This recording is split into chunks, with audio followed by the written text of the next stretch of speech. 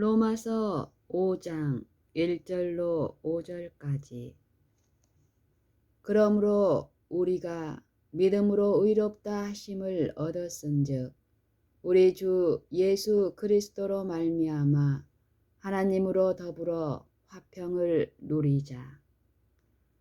믿음으로 의롭다 하심을 얻었은즉.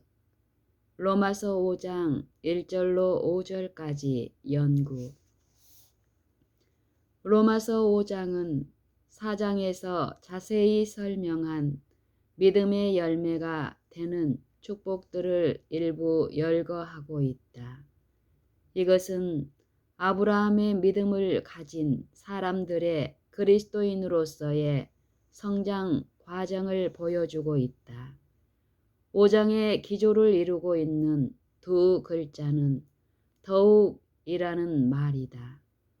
만일 우리가 5장에서나 또는 다른 곳에서 말하는 영광이나 인내나 또는 그리스도인의 연단을 체험한다면 꼭 알아둘 것은 하나님은 그것들을 많이 쌓아두시고 우리에게 더욱 많이 주시기를 좋아하신다는 것이다. 왜냐하면 우리의 온갖 구하는 것이나 생각하는 것에 더 넘치도록 능히 하실 이시기 때문이다. 에베소서 3장 20절. 그러므로 우리가 믿음으로 의롭다 하심을 얻었은즉, 다른 말로 하면 믿음으로 우리가 율법에 순종할 수 있는 자들이 되었으므로 우리 주 예수 그리스도로 말미암아 하나님으로 더불어 화평을 누리자. 우리가 율법에 순종하고 정죄를 받지 않는 생애를 사는 유일한 길은 하나님의 약속을 믿는 믿음을 가지는 것이다. 그리스도에게는 불의가 없고 의만이 있을 뿐이다. 그러므로 그리스도인들은 그리스도를 믿을 때에 그분의 의를 소유하게 된다. 그러나 야고보는 행위가 있지 않으면 믿음은 소용없는 것이라고 말하지 않는가? 사실 믿음은 행위로 온전하게 된다. 야고보서 2장 22절 참조. 그러나 사람이 의롭게 되는 것은 믿음, 오로지 믿음에 의해서만 된다. 아브라함이 믿음으로 의롭다함을 얻었다고 말하는 바로 그 구절에서 행위는 믿음의 생애에 당연한 열매에 불과하며 이런 행위로 아브라함이 하나님을 믿으니 이것을 의로 여기셨다는 말씀이 응하였다고 말한다. 행위는 믿음에 따르는 당연한 결과이다. 너희 안에서 행하시는 이는 하나님이시니 자기의 기쁘신 뜻을 위하여 너희로 소원을 두고 행하게 하시나니. 빌립보서 2장 13절. 우리 자신을 그리스도의 손에 맡기면 그리스도께서 우리에게 오셔서 우리와 함께 거처하신다. 우리는 토기장이의 손에 있는 진흙과 조금도 다를 바 없다. 모든 선한 행위를 행하시는 분은 그리스도이시므로 모든 영광이 그에게 돌아간다. 화평을 누리자. 무엇이 화평인가? 그것은 감정이 아니고 하나의 사실이다. 많은 사람들이 어떤 감정을 경험해야 한다고 생각하고 그것이 하나님의 평강인 줄로 안다. 그러나 그들은 결코 하나님의 평강을 가지고 있지 않으므로 그것이 어떤 종류의 감정이어야 한다는 것도 알 수 없다. 사단이 어떤 행복한 감정을 줄 수도 있다. 만일 그리스도인들이 감정만을 경험한다면 속임을 당하고 있는 것이다. 주님은 감정을 주지 않고 화평을 실제로 주신다. 화평은 전쟁, 투쟁, 경쟁과 반대되는 말이다. 우리가 하나님과 화평을 누리든지 그렇지 않으면 하나님과 싸우고 있다. 만일 우리가 하나님과 싸우고 있다면 그것은 우리가 하나님에게 계속 반역을 하고 있기 때문이다.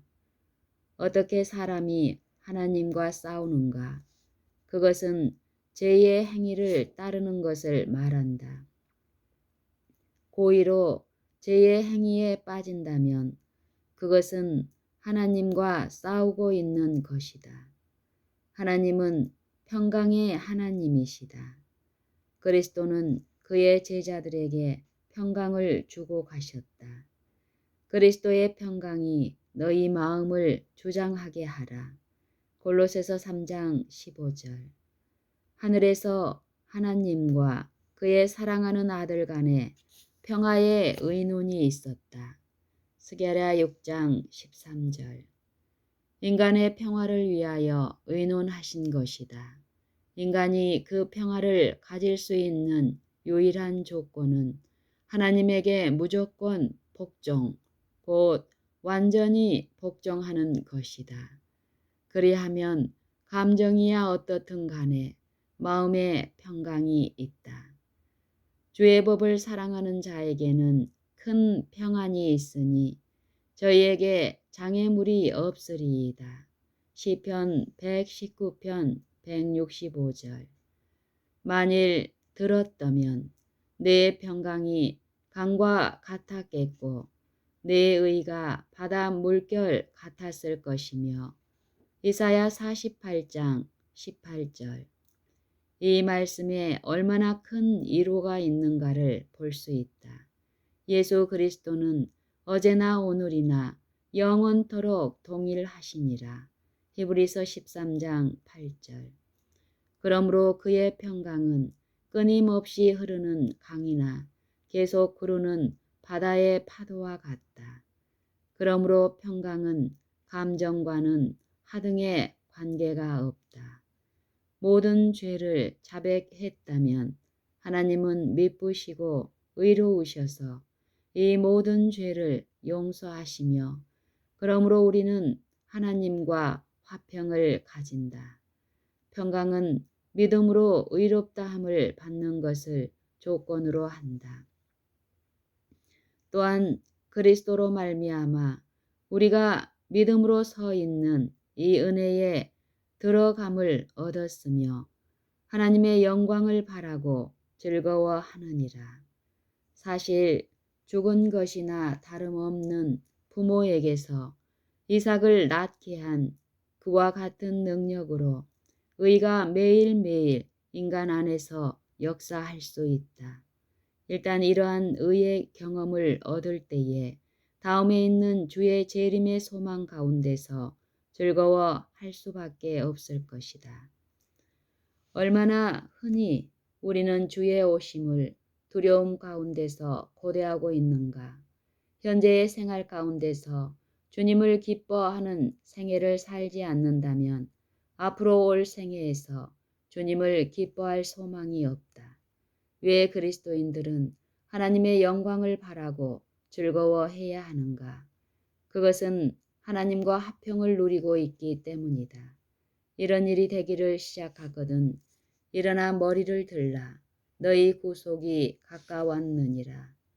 는 명령이 모든 재림 교인들에게 주어졌다. 누가복음 21장 28절. 그가 곧 오시는 것에 감사하자.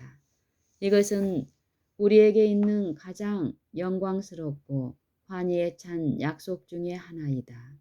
우리는 현재에 살고 미래에 살지 않는다. 베드로전서 1장 5절로 9절을 읽어보기 바란다. 너희가 말세에 나타내기로 예비하신 구원을 얻기 위하여 믿음으로 말미암아 하나님의 능력으로 보호하심을 입었나니 그러므로 너희가 이제 여러 가지 시험을 인하여 잠깐 근심하게 되지 않을 수 없었으나 오히려 크게 기뻐하도다. 너희 믿음의 시련이 불로 연단하여도 없어질 금보다 더 귀하여 예수 그리스도에 나타나실 때에 칭찬과 영광과 존귀를 얻게 하려 함이라. 예수를 너희가 보지 못하였으나 사랑하는도다. 이제도 보지 못하나 믿고 말할 수 없는 영광스러운 즐거움으로 기뻐하니 믿음의 결국 곧 영혼의 구원을 받음이라. 베드로전서 1장 5절로 9절. 구원은 장차 하나님의 나라가 임할 때와 마찬가지로 오늘날에도 우리의 것이다. 우리 자신 외에는 아무도 이 구원을 우리로부터 빼앗아 갈 수 없다. 베드로는 믿음의 결국 곧 영혼의 구원을 현재 받음이라고 말한다.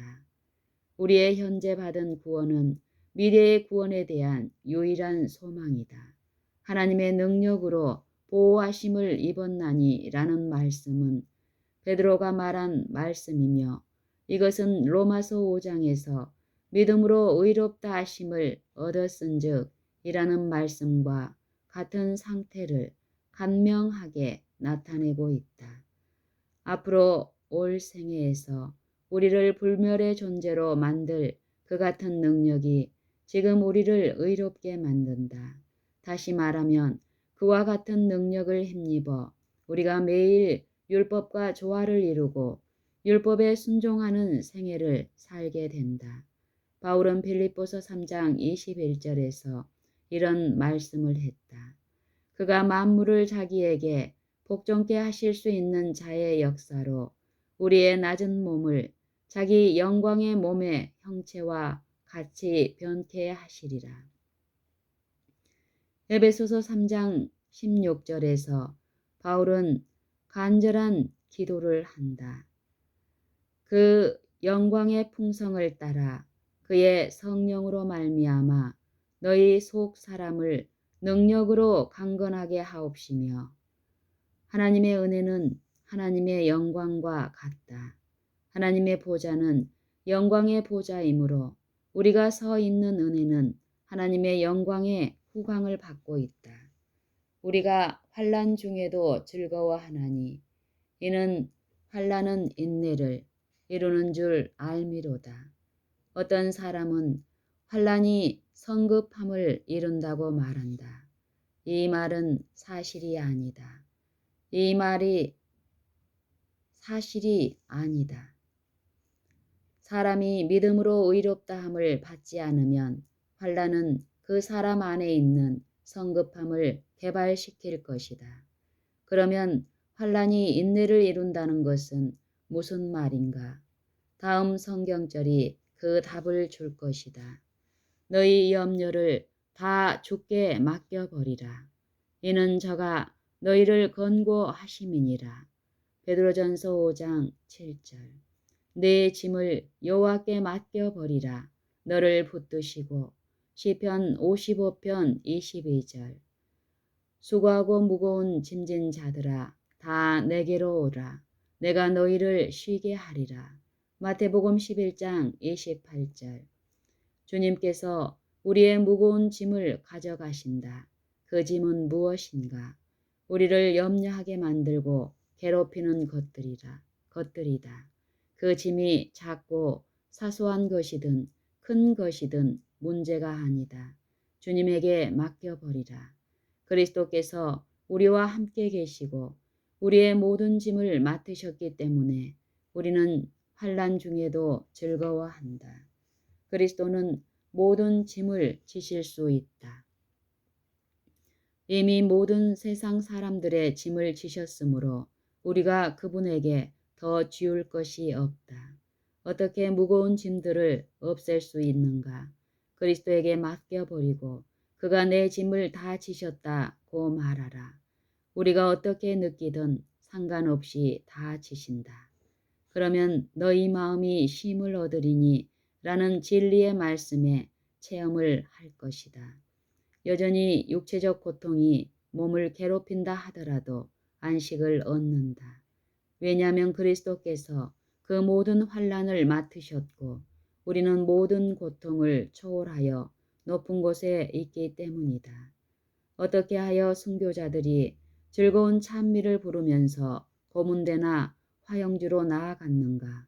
그것은 그저 허세를 부리는 것이었는가? 아니다. 그리스도가 그들의 짐을 지고 그들은 그리스도 안에서 평강을 누리고 있었기 때문이다. 기쁨이 충만한 마음에서 그들은 찬미를 불렀다.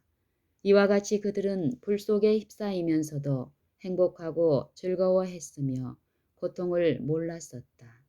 우리는 큰 환난을 통과해야 할 것이다. 그 환난은 벌거벗긴 몸에 채찍질하거나 엄지손가락을 형틀에 넣고 트는 것일 수도 있다. 인간의 본성은 이러한 고문을 싫어하지만 그리스도 안에서 견디어 낼 수 있다.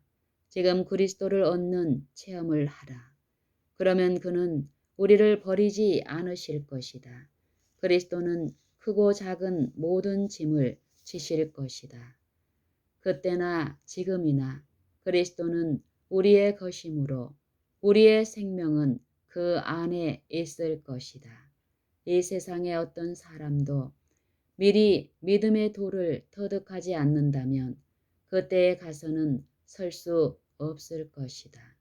지금이야말로 이 도를 배울 수 있는 평화스러운 때이다.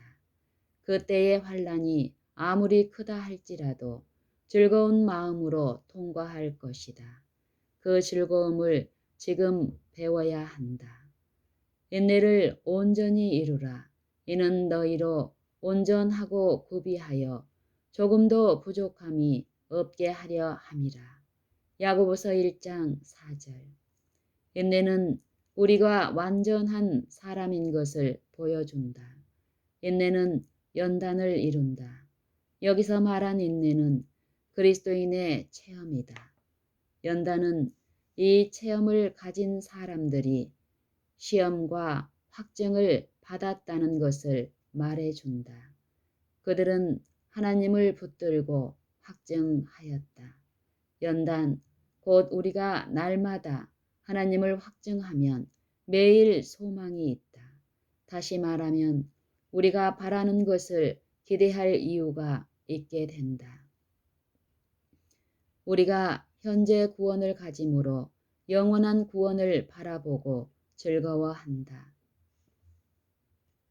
로마서 5장은 참으로 소망과 즐거움의 장인 것이다.